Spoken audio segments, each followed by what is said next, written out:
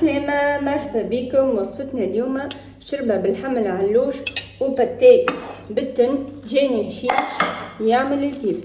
ان شاء الله تكون تعجبكم الوصفة. تابعوني على قناة كويزين مريوة. بسم الله. تو باش نبداو نحضروا الشربة متاعنا. عندي هوني طروف اللحم علوش باش نصبهم، نضيف عليهم شويه زيت زيتونه من كثر خاطر اللحم العلوش يخرج الزيت نتاعو. نضيف عليهم سنينه بصل قصصتها جويده وشويه حمص مبلول باش نفوحها. مش نعمل هوني مغرفه قهوه مكومه طماطم كاسونتري، مغرفة قهوة فلفل أحمر، نص مغرفة قهوة كركم، نص مغرفة قهوة فلفل أكحل، نص مغرفة قهوة ملح. ونحركهم ونضيف عليهم الماء، شفتوها كيفاش، ونخليها تطيب. الشربة متاعي قاعدة تطيب، نودكم ونشهيكم في هيك الريحة وفي هيك البنة. اللحم توا طاب باش نرشو توا باش نخلي المعدنوس قصصته جويد. عندي هوني الشربة هذية باش نرش 4 مغارف، مغرفة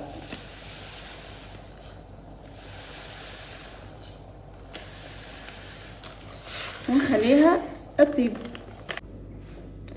الشربة متاعي توا طابت، نودكم ونشهيكم في هيك الشربة. هكاكا عملت حضرت شربة العلوش متاعنا.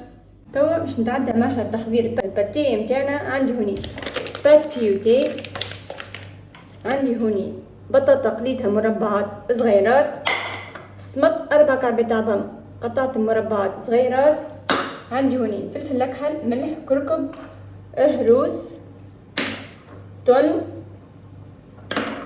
معدنوس فلفل برعبيد وعظم وفروماج. مش نحضر الفرس نتاعي، مش نصب البطاطا نضيف عليها العظمات نتاعنا اللي صمت مقطعتها، نضيف عليهم التون نشخصها بالتون، المعدنوس وقصص هيك الجرينات فلفل برعبيد باش يعملها هيك توجويزه وهيك البنه. وباش نفوحها شويه فلفل اكحل شويه ملح ما نكثرش خاطر الملح والفلفل البرعبيد ملح، وشويه كركم، ونضيف عليهم شويه هروس، وندخل المكونات مع بعضهم ونفقر هيك الكعكين العظم متاعي لمت بيه المكونات.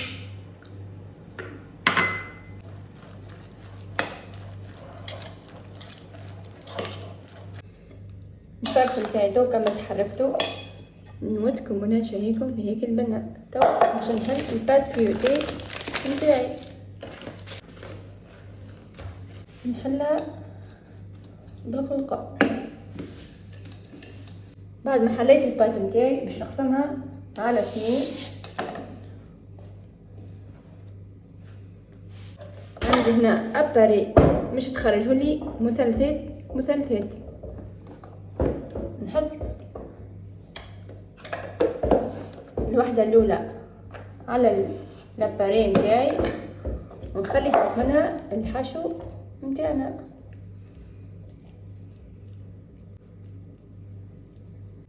ونضيف فوق منه الجبن المثلث.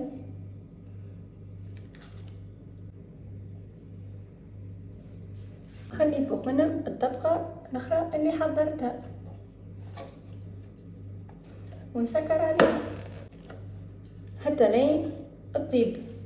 الكعيبات متاعنا توا طابوا، شفتوهم كيفاش الكل. مش نعملهم على فرد طريقة.